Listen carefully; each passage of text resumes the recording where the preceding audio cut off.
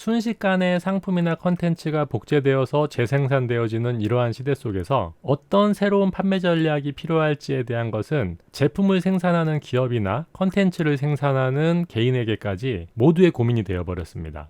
이러한 것에 대한 대안으로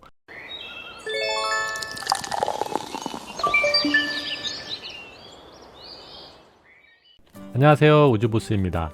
제품이 좋다고 해서 잘 팔리는 시대는 이제 지났습니다. 좋은 제품이 하나가 출시가 되면 어느새 인터넷을 통해서 급속도로 퍼져나가서 비슷한 복제품들이 나오는 바람에 빠르게 제품의 평준화가 이루어지는 시대입니다. 아무리 좋은 제품이 나와도 풍부한 인적 자원과 값싼 노동력으로 후발 국가들에서 성능은 비슷하면서도 가격은 저렴한 상품들을 또 내놓기 때문에 가격 경쟁력에서도 밀리게 됩니다.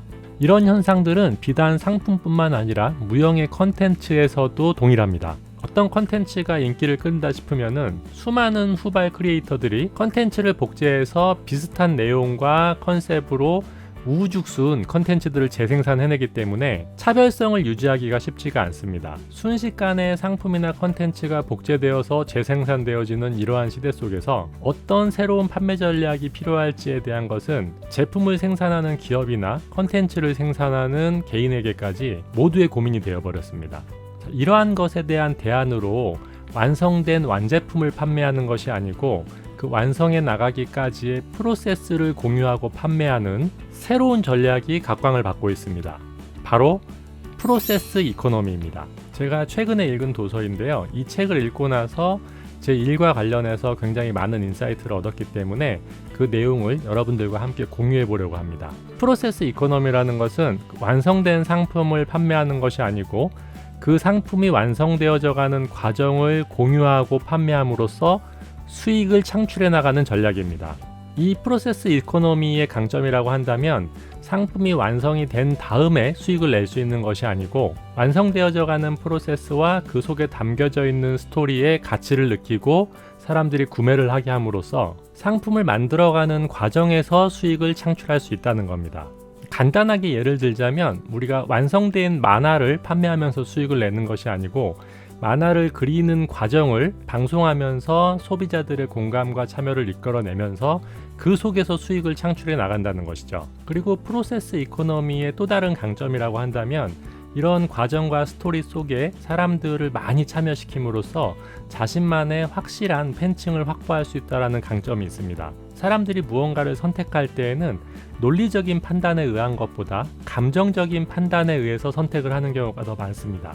비슷한 품질의 제품과 서비스라면 자기의 감정이 더 이입된 쪽으로 선택을 할 수밖에 없다는 거죠. 여러분들께서도 비슷한 것을 보실 때 왠지 저 기업의 제품을 좀 사고 싶다라든지 아니면 왠지 저 사람의 컨텐츠를 소비하고 싶다라는 그런 느낌을 가지고 구매를 하신 적이 한두 번은 있으실 겁니다. 이것이 바로 팬층이 갖는 감정적인 선택의 힘입니다. 이렇게 숨겨져 있는 프로세스를 드러내고 사적인 스토리를 다른 사람들과 공유를 하게 되면 많은 사람들의 공감을 얻을 수 있게 되는 것이고 이는 곧 비슷비슷한 아웃풋들 속에서도 소비자들의 선택을 받을 수 있는 우위를 선점하게 된다는 것입니다.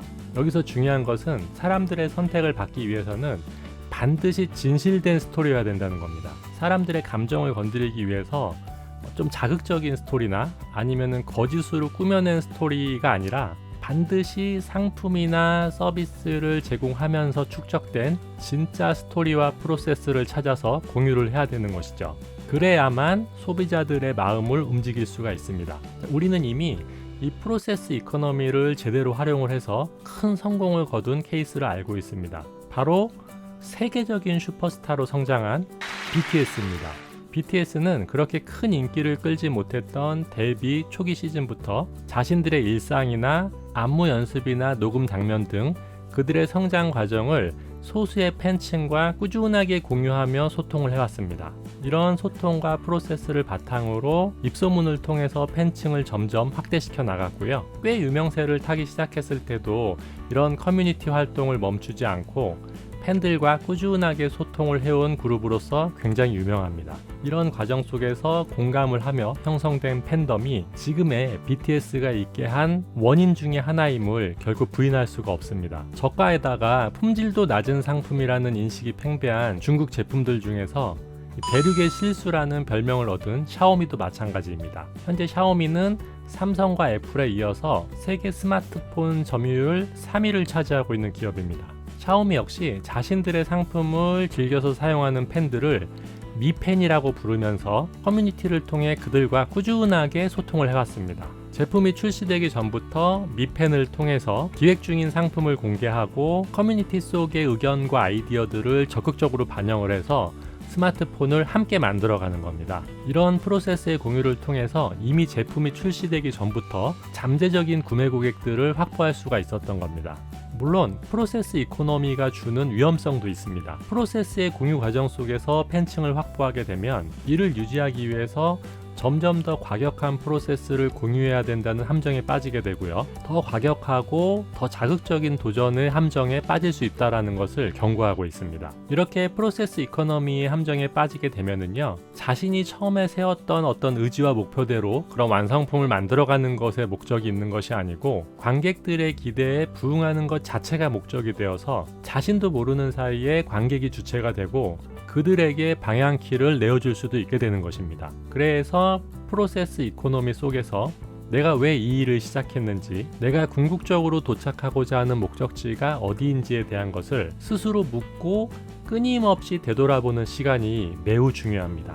과잉 공급의 시대 속에서 우리는 물리적으로 필요한 물건을 소비하는 것이 아니라 상품을 둘러싼 스토리와 그 과정을 공유하면서 공감하고 교류하는 것을 사는 시대에 돌입했습니다. 컨텐츠 자체도 어떤 컨텐츠이냐가 중요한 것이 아니고 누가 만든 컨텐츠인지가 더 중요한 시대인 것이죠. 비슷한 컨텐츠의 범람 속에서 어떤 사람이 만들었느냐에 따라서 평범한 컨텐츠로 묻힐 수도 있고 히트 상품이 될 수도 있는 것입니다. 완제품이 아니고 완제품을 만들어가는 과정과 스토리를 공유하는 전략, 이를 통해 팬층을 형성하고 커뮤니티를 만들어내는 프로세스 이코노미야말로 브랜딩과 마케팅에서 가장 강력한 무기가 될 것이라는 것을 강조하며 이 책은 마무리가 됩니다. 어떤 컨텐츠를 만들 것인지, 또 무엇을 어떻게 팔 것인지에 대한 고민을 가지고 계신 분들이라면 사고의 전환과 새로운 전략에 대한 힌트를 얻을 수 있는 프로세스 이코노미를 꼭 한번 읽어보시기 바랍니다.